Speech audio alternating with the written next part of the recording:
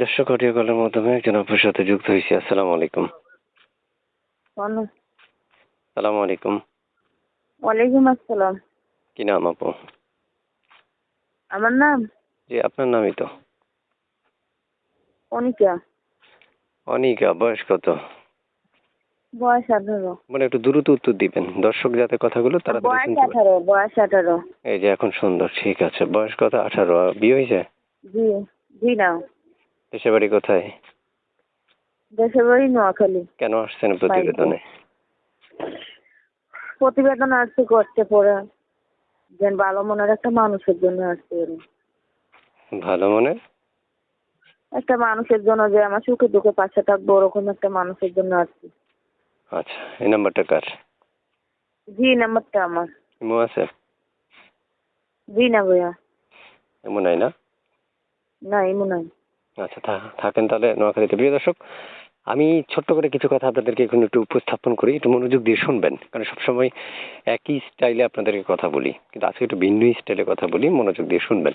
আপনারা যারা প্রত্যেকটা মানুষ এই মুহূর্তে যারা কানের থেকে আমার ভিডিওটা দেখছেন আমার চ্যানেল থেকে, আমি প্রত্যেকটা মানুষকে বলবো আপনারা চ্যানেলে সাবস্ক্রাইব করেছেন কিনা সেটা একটু দেখেন।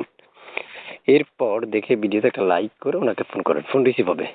কিন্তু আপনারা চ্যানেলটা সাবস্ক্রাইব করেন না। সাবস্ক্রাইবটা যদি না করতে পারেন বা জানেন না, তাহলে আমাকে বলবেন, আমি কিভাবে সাবস্ক্রাইব করে আমি সেটা বলে দিব আপনাদেরকে। এখন সাবস্ক্রাইবটা কেন করবেন? ধরুন আমি একটা ভিডিও ছাড়লাম, ভিডিওটা ছাড়লে সাথে সাথে আপনার কাছে যদি না যায়, তাহলে আপনি নাম্বারটা কিভাবে সাথে সাথে পাবেন? আপনি হয়তো বা নাম্বারটা পাচ্ছেন সেটা 1K 2K বা 5K ভিউ হওয়ার পরে।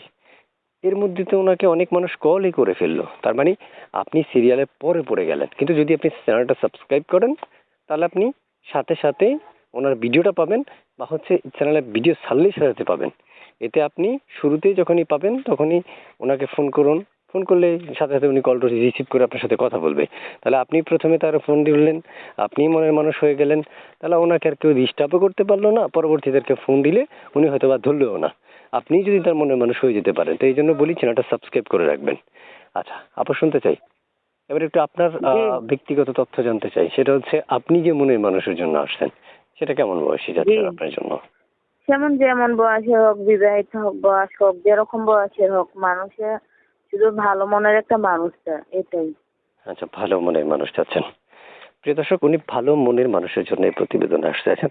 একটা মেয়ে আসলে সর্বজীবন বা সবসময় চায় যে তার জীবন সঙ্গী বা পার্টনার অনেক ভালো মনের হোক, বা দেখতে স্মার্ট সকল মেয়ে খোঁজে না, সবচেয়ে সবাই কিন্তু একটা ভালো মন খোঁজে।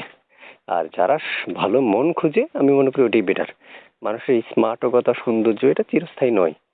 তবে অর্থর ব্যাপারটা আমি আলাদা বলি। হয়তো একটা ছেলের অর্থ নেই, কিন্তু যে কোনো মুহূর্তে অর্থ হয়ে যেতে পারে, অর্থাৎ সে স্বাবলম্বী হয়ে যেতে পারে। তাই আমি বলবো আপু, আপনি প্রত্যেকটা কল রিসিভ করবেন। কি করবেন? প্রত্যেকটা কল রিসিভ হ্যাঁ, করবেন। প্রত্যেকটা কল রিসিভ করবো, সবার সঙ্গে কথা বলবো। সবার সাথে কথা বলবেন, হ্যাঁ রাইট।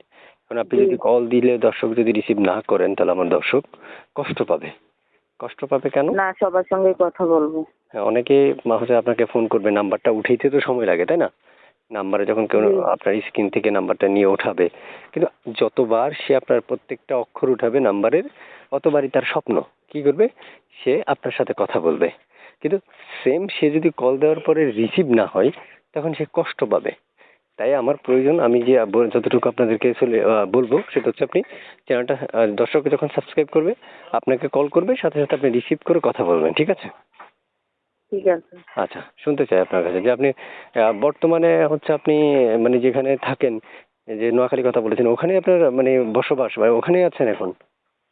হ্যাঁ হ্যাঁ, ওখানে আমার বসে ওখানে আমার সবকিছু। বুঝতে পেরেছি। অপেক্ষা করতে বললে কেউ করবেন? অবশ্যই অপেক্ষা করবো। তাই সে যদি আমার মনের মানুষ হিসেবে থাকে, তার জন্য অপেক্ষা করবো না, তাহলে আচ্ছা, কার জন্য করবেন। করবো? বুঝতে পেরেছি। আর কিছু বলবেন? আপনি স্পেশাল কিছু বলার আছে? জি না, জি না। কিছু বলার নাই? এত শর্টকাটে শেষ করবেন, মানে প্রিয় তোমার সাথে কথা বলবেন? হ্যাঁ, কথা বলবো না, এ তো শর্টকাটে না। আমি বলছি যে মানুষ ওই দুঃখের সময় যাকে পাশে পায়, সুখের সময় সে পাশে থাকে। আমি চেয়েছি এমন একটা মানুষ, যেন আমার সংসারে আমার দাদি আছে, বাবা মা নাই, আমার একটা ছোট ভাই আছে। এর জন্য প্রতিবেদনে আসলাম, ভালো মনের একটা মানুষের জন্য, যদি কষ্টে দুঃখে সুখে পাশে থাকে, ওর জন্য আমিও সারা জীবন অপেক্ষা করবো, পাশে থাকবো। আচ্ছা প্রিয় দর্শক, আমি বিদায় জানাচ্ছি। বিদায় নেওয়ার আগে ছোট্ট করে একটা কথা বলে রাখছি, যারা যুক্ত আছেন বা এতক্ষণ যুক্ত ছিলেন প্রত্যেকটা মানুষকে ধন্যবাদ। ভালো থাকুন, সুস্থ থাকুন, আর আমি সবসময় আপনাদের সাথে যুক্ত থাকার চেষ্টা করি। আল্লাহ হাফেজ।